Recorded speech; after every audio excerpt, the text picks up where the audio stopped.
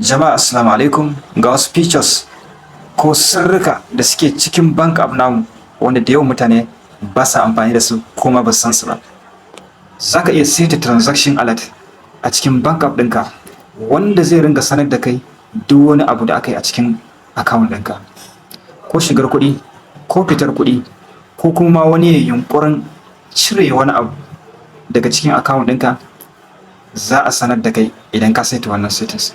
Wannan feature yana taimakawa wajen na ɗaya hanzarta gano idan an yi maka hacking, na biyu sanin duk wani movement na kuɗinka, na uku tabbatar da cewa kai amfani da ATM naka ko yin transfer ba wani ba.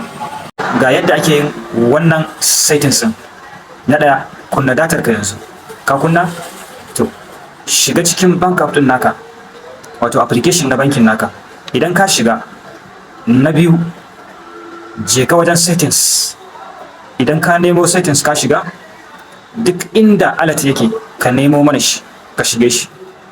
Idan ka shiga cikin alert, to nemo mana inda aka rubuta notification sai ka shiga. Ka kunna push notification, email ko SMS alert.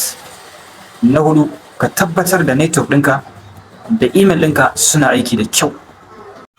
Da wannan ba za ka taɓa rasa duk wani labari da ya shafi account ɗinka ba. Kada a manta a danna mana liking da follow. Mu haɗu a bidiyo na gaba. Assalamu alaikum.